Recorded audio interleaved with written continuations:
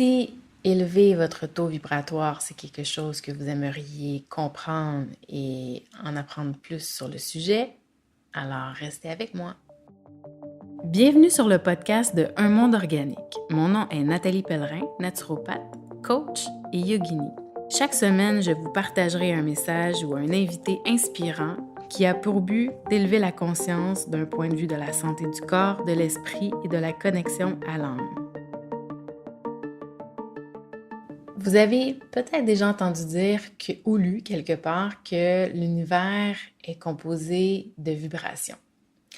Nos pensées, nos émotions, nos paroles émettent leurs propres vibrations, émettent leurs propres ondes. Un peu comme une corde de guitare qui vibre et qui émet un son. On vibre les informations que l'on porte.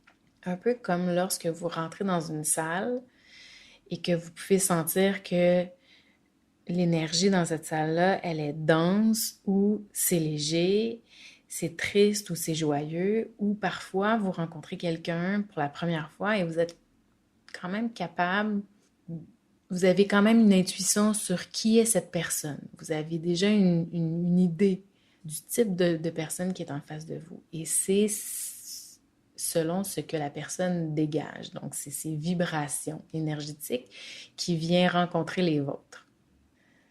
Évidemment, on ne les voit pas. Un peu comme les ondes d'un téléphone portable, du Wi-Fi, de la radio, de la télévision. Ça existe, ça fonctionne avec des ondes, mais ces ondes-là, on ne les voit pas. Donc, l'univers est vibration, l'univers est énergie. L'univers n'est pas dense, l'univers est composé d'énergie et de molécules. Vous avez déjà entendu ça en chimie. Alors, on est fait de molécules. Albert Einstein disait « Tout est énergie et c'est là tout ce qu'il y a à comprendre dans la vie. Aligne-toi à la fréquence de la réalité que tu souhaites et cette réalité se manifestera. Il ne peut être autrement. Ce n'est pas de la philosophie, c'est de la physique. » Donc, l'homme est une entité vibratoire, évoluant dans un monde de vibrations. Alors, sachant cela, c'est possible de modifier des vibrations, c'est possible de modifier des émotions, c'est possible de modifier nos pensées et c'est possible de modifier nos comportements. Donc, notre taux vibratoire correspond à une intensité énergétique, comme je viens de dire. Alors, si on va dans un spectre qui concerne plus l'humain, le taux vibratoire est défini par la fréquence énergétique correspondant au degré de conscience, aux pensées, aux émotions. Et ça a un lien avec l'évolution de l'humain et ça a un lien en termes de qualité d'être. Donc, quelqu'un puis vous avez sûrement des gens autour de vous qui sont toujours joyeux, ils sont toujours motivés. Ils ont cette vibration-là en eux qui dégage et qu'est-ce que ça fait? C'est contagieux. Ces gens-là, souvent, qui sont contents de vous voir le matin, quand vous arrivez au bureau, par exemple, mais qui sont toujours contents, qui sont toujours d'humeur égale et égale dans le sens où c'est des bouquets de joie qui vous transmettent sa joie et dans laquelle vous pouvez, si vous décidez de rester dans cet état-là, ça peut poursuivre pour le reste de la journée. Pardon. Alors, et vous avez aussi des gens à l'inverse qui arrivent au bureau avec souvent cette lourdeur d'être comme s'ils n'avaient pas vraiment envie d'être là ou on ne sait pas trop ce qu'ils vivent dans leur vie, mais on sent que c'est lourd. Et ces énergies-là, en fait, et c'est ce que je vais vous expliquer, c'est que vous pouvez choisir. Souvent, on oublie que l'on est maître de notre propre état émotionnel, de nos propres pensées, de notre propre état énergétique. Et là, vous me direz, oui, mais c'est pas facile. En effet, c'est pas toujours facile, mais quand on commence à en prendre conscience, ça devient de plus en plus facile. Un peu comme quand on fait du vélo. Au début, c'est difficile et éventuellement, on devient de mieux en mieux, de meilleur en mieux. Alors, c'est exactement le même principe. Plus on est conscient de nos comportements, de nos émotions et de nos pensées et de la façon dont on se présente dans la vie, plus c'est possible ensuite, suite à cette auto-observation-là, de modifier nos comportements, nos pensées, nos émotions. Donc, vous comprendriez bien que on n'est pas juste notre corps physique, mais ça reste que notre corps physique dégage ce que le corps mental et le corps émotionnel et tous les corps subtils internes sont représentés par le corps physique d'une certaine façon.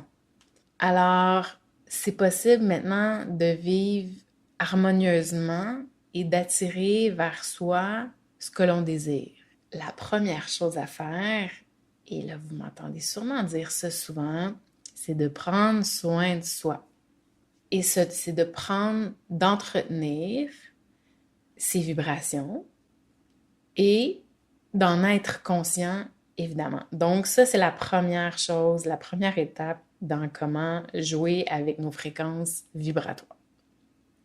Ce que je peux vous dire ici, ce qui est intéressant, c'est que plus que votre fréquence s'élève, plus que vous allez être enclin à être en meilleure santé au niveau physique, mental et émotionnel. Vous allez observer de plus en plus de synchronicité dans votre vie de tous les jours.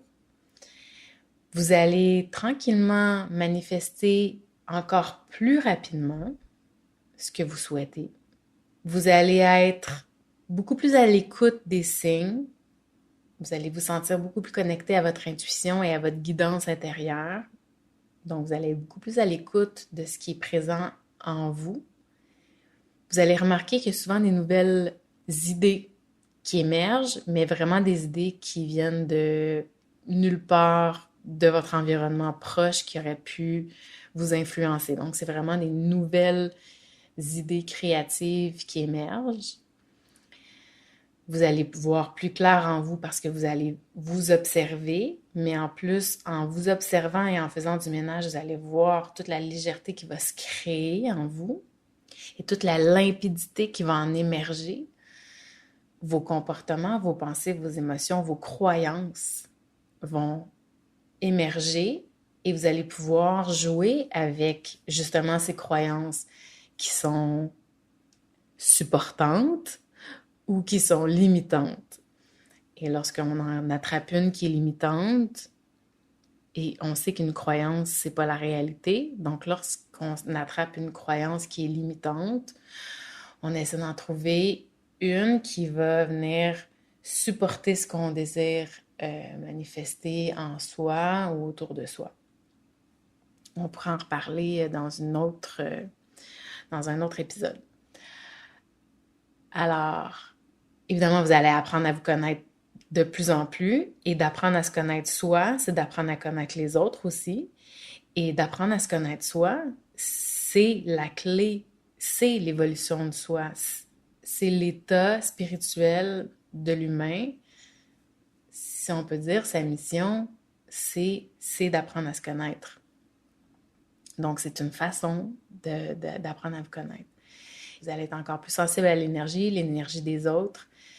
Et vous allez comprendre avec le temps comment un lieu, comment la nature, tout ça vient interférer dans votre propre énergie. Alors, vous devez vous demander en ce moment, OK, c'est bien, mais comment on fait? Comment on fait pour jouer avec notre taux vibratoire? Donc, oui, on peut regarder nos pensées, oui, on peut regarder nos émotions, les émotions qui émergent, les comportements, les résultats aussi qui découlent de ces comportements-là. Souvent, juste un petit indice ici, lorsqu'on vit une situation qui se répète sans cesse, on a toujours le même résultat. Donc, on a une situation, puis on a un résultat entre les deux.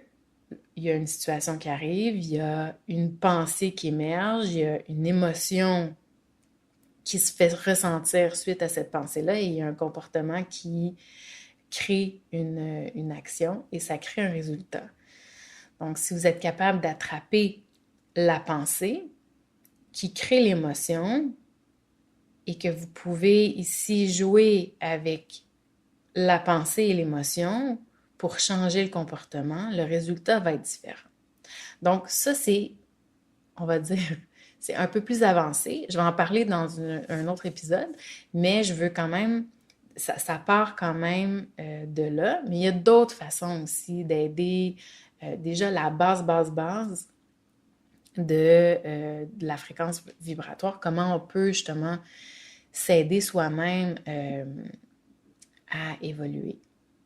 Donc, comme je viens de vous dire, d'apporter plus de conscience, ça, c'est une façon de faire à chaque instant. Donc, les choix que vous faites, les actions que vous posez, d'essayer de vous attraper dans des comportements parfois qu'on se dit pourquoi j'ai fait ça? Ah, c'est curieux. Donc, vraiment d'être, au lieu de dire ah ben, OK, et passer à la chose suivante, vraiment de se poser, d'aller vraiment voir qu'est-ce qui est là.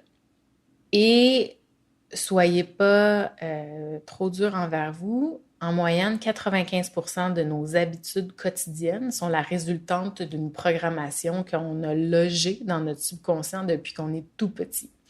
Que ce soit de nos...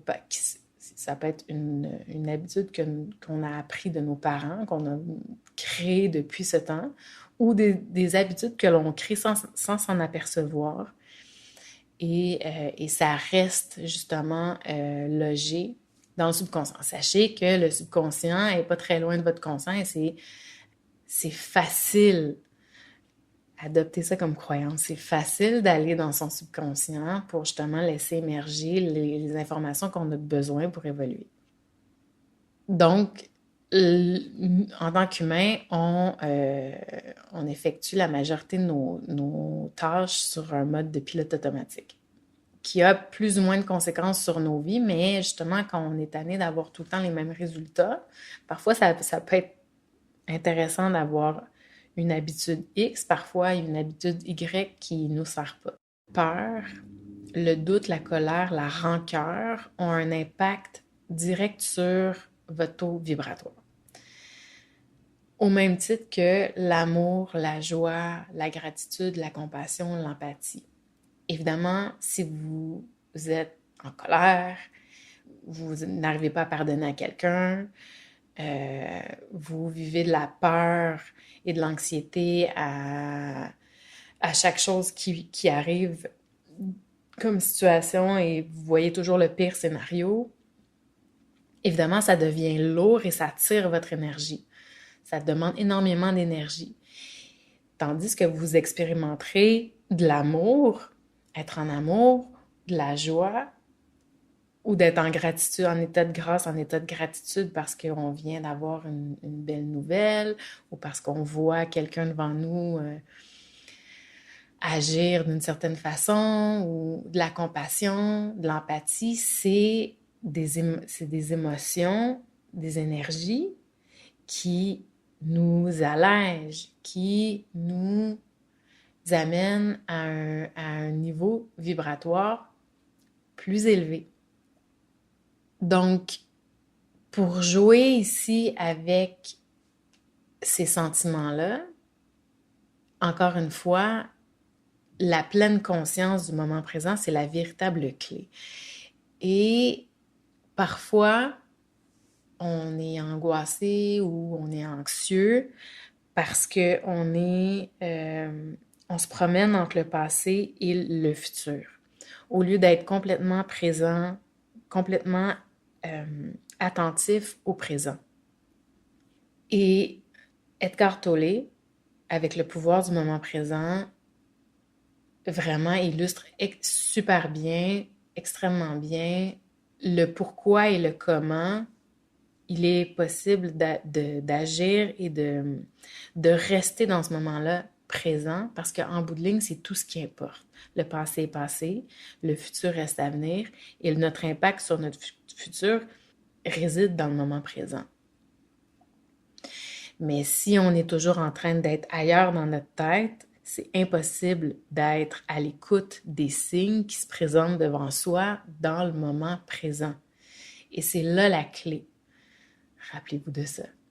Et c'est là qu'arrivent les synchronicités, c'est lorsqu'on est présent dans le moment présent. Vous allez me dire, oui, mais avec le travail, avec les enfants, la famille, la rentrée, etc., à un moment donné, ça devient comme un peu difficile. Et il y a des outils pour ça. Et dans d'autres épisodes, évidemment, je vais vous en parler aussi. Donc, en résumé, modifier sa fréquence revient à passer de l'inconscient à plus de conscience de soi, de plus de présence, à se poser plus de questions et à rester à l'écoute des réponses. On peut poser des questions, parfois on se pose des questions à soi, ou on lance une question dans les airs. Évidemment, il faut être à l'écoute de la réponse, parce qu'il y a toujours une réponse. Et encore là, vous créez d'une certaine façon avec l'énergie la réponse, tout dépendant de la question. Donc, vivre et apprécier le moment présent permet de ne pas ressasser le passé ni être anxieux pour l'avenir et ça permet de s'aligner dans votre réalité. Et évidemment, ça va vous demander d'être à l'écoute et de guérir ce qui remonte. Parce qu'évidemment, vous allez vouloir changer des choses et pour changer des pensées, des émotions, parfois il y a des guérisons à faire, il y a des pardons à faire. Donc, c'est un cheminement en soi et qui permet l'alignement, l'harmonie, plus de conscience, évidemment plus de bienveillance, plus d'accueil dans le processus. Comme je dis, un cheminement parfois qui va avec plus la... Lorsqu'on veut élever sa conscience, c'est comme si on décide d'embarquer sur un chemin de la conscience, donc un cheminement de soi qui se crée. On peut décider de rester inconscient ou pas, et je vous dirais que souvent, quand on décide d'être plus conscient, c'est un peu difficile de revenir en arrière. Mais c'est le plus beau chemin. Prendre conscience de son discours interne. Prendre conscience de la petite voix qui nous parle sans cesse. Déjà, c'est une belle façon de changer ses pensées, sa vibration. S'entourer de beauté. Évidemment, quand vous êtes dans un lieu qui est beau, quand vous êtes dans la nature, ça vient jouer sur les émotions que vous ressentez, ça vient jouer sur vos pensées aussi.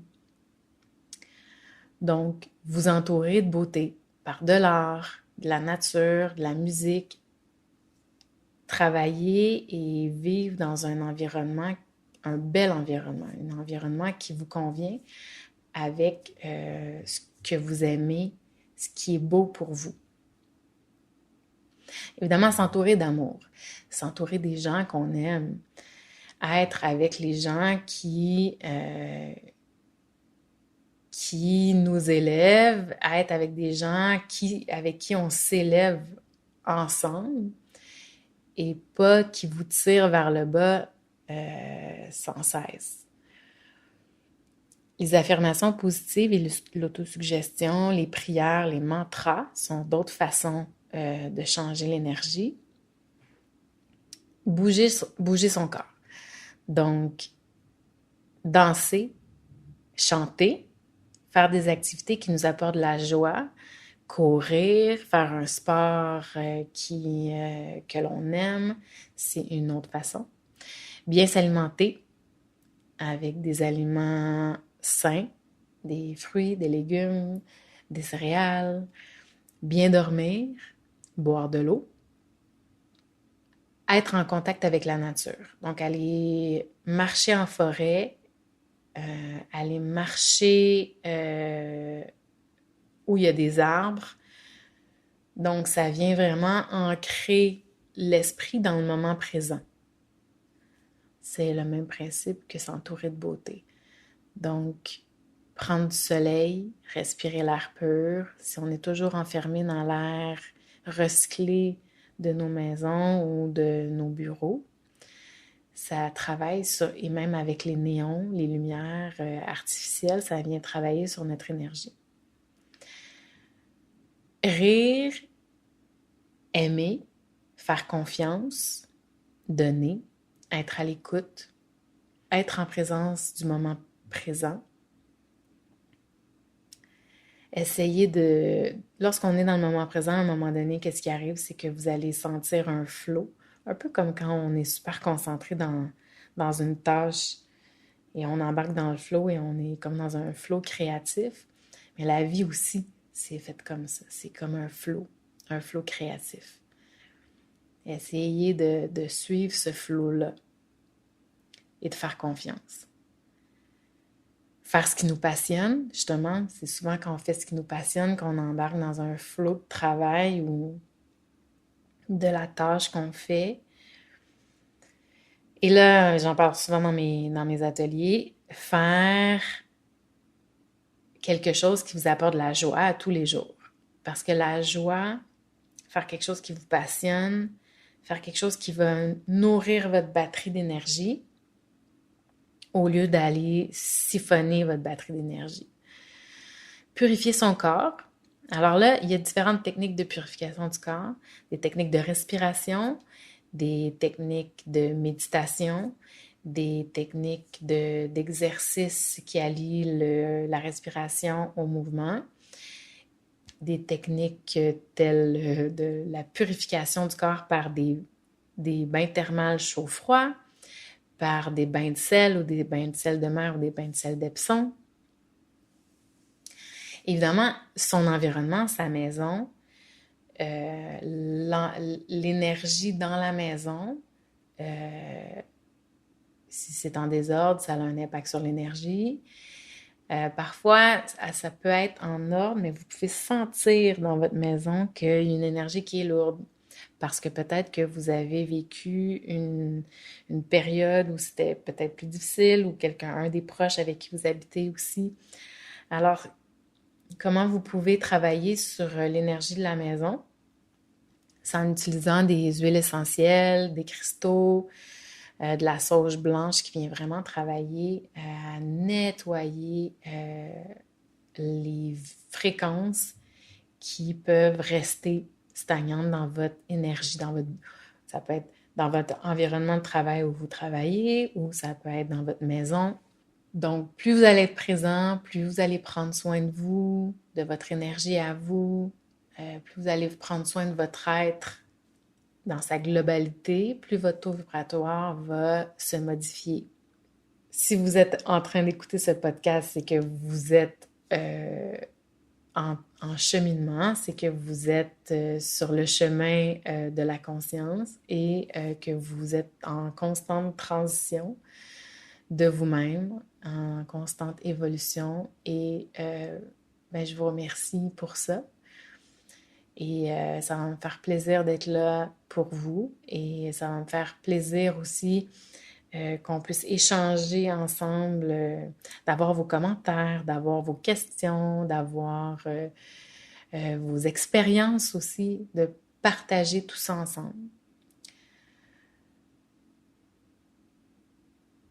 Donc, à suivre, peut-être que je pourrais parler un peu plus des paradigmes et des schémas, justement là, quand on a quelque chose dans notre subconscient ou dans notre angle mort qui vient interférer justement sur ce qu'on essaie de créer dans nos vies. On pourra en reparler bientôt dans un des épisodes que je vous ferai sur ce sujet. Alors, je vous souhaite de rayonner, d'être lumineux, de choisir la joie et l'amour à chaque instant, de choisir d'être de plus en plus conscient.